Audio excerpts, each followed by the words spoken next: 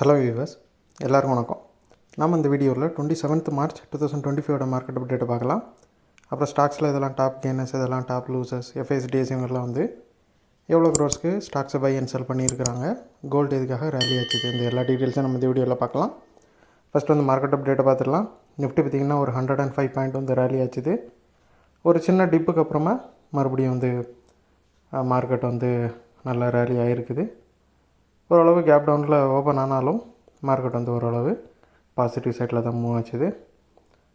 இது வந்து March மந்தோட expiry வேறு. ஸோ எக்ஸ்பைரி டே அன்றைக்கி ஓரளவு பாசிட்டிவாக க்ளோஸ் ஆகிருக்குது. மார்க்கெட்டுக்கு வந்து கொஞ்சம் மகிழ்ச்சி அளிக்கிற ஒரு விஷயமாக தான் இருந்துச்சு. இன்னுமே வந்து ஹையர் சைடில் மூவ் ஆகிறதுக்கான வாய்ப்புகள் வந்து நிறையா இருக்குது. ஏன்னா எஃப்ஐஸ் வந்து ஸ்டில் பை மோடில் தான் இருக்காங்க. அது கூடவே சேர்ந்து டிஐஸும் பை பண்ணிகிட்ருக்குறாங்க. ஸோ இந்த பை தொடர்றது வரைக்கும் மார்க்கெட் வந்து ஓரளவு ஹையர் சைடு மூவ் ஆகிறதுக்கான வாய்ப்புகள் நிறையவே இருக்குது. அப்புறம் டாப் கெய்னர்ஸில் பார்த்திங்கன்னா ஃபஸ்ட்டு வந்து ஹீரோ மோட்டோகார்ப் இருக்குது. ஒரு 126 பாயிண்ட் வந்து ரேலி ஆகிருக்குது. அவங்க வந்து எலக்ட்ரிக் ஸ்கூட்டரை வந்து கூடிய விரைவில் அவங்க வெளியிட போகிறாங்க. ஸோ இந்த நியூஸ் வந்து ரொம்பவே பாசிட்டிவிட்டியை வந்து ஹீரோ மோட்டோகார்ப்புக்கு கொடுத்துருக்குது. ஸோ அந்த நியூஸ்னால் பார்த்திங்கன்னா ஹீரோ மோட்டோகார்ப் வந்து நல்லா ரேலி ஆகிருக்குது. அப்புறம் பஜாஜ் ஃபின்சர்வ் பார்த்திங்கன்னா ஒரு 62 பாயிண்ட் வந்து ரேலி ஆகி டாப் கெய்னர்ஸில் வந்து செகண்ட் இருக்குது. ரீசெண்டாக வந்து ப்ரோக்கரேஜஸ் வந்து ரொம்பவே பாசிட்டிவாக இந்த ஸ்டாக் மேலே கமெண்ட்ஸ் கொடுத்துருந்தாங்க. ஸோ அதோட இம்பேக்டில் வந்து இது இன்னும் ரேலி ஆகிட்டு இருக்குது. அப்புறம் டாப் லூசர்ஸில் பார்த்திங்கன்னா டாடா மோட்டார்ஸ் இருக்குது ஃபஸ்ட்டு. அது ஒரு 39 பாயிண்ட் வந்து விழுந்துருக்குது. இதுக்கு காரணம் என்னென்னு பார்த்திங்க அப்படின்னா, ட்ரம்ப் வந்து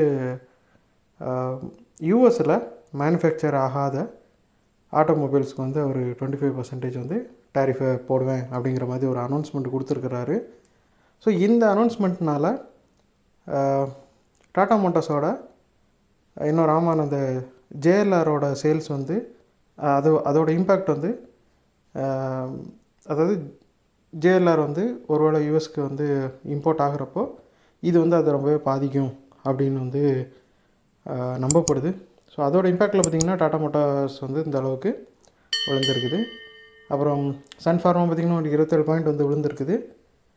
இதுக்கு ரீசனும் வந்து இந்த ட்ரம்ப்போட இந்த அனௌன்ஸ்மெண்ட்டு தான். ஏன்னா யுஎஸ் பிரசிடெண்ட் ட்ரம்ப் வந்து இப்போ ஆட்டோமொபைல்ஸ்க்கு நான் டேரிஃப் போடுவேன்னு சொல்லி இருக்கிற மாதிரி அடுத்ததாக அவர் வந்து ஃபார்மசூட்டிக்கல் இம்போர்ட்டுக்கும் வந்து இந்த மாதிரி டேரிஃப் போடுறதுக்கான வாய்ப்புகள் வந்து நிறையவே இருக்குது அப்படின்னு ஒரு நம்பிக்கை வந்து மார்க்கெட்டில் நிலவிட்டுருக்குது.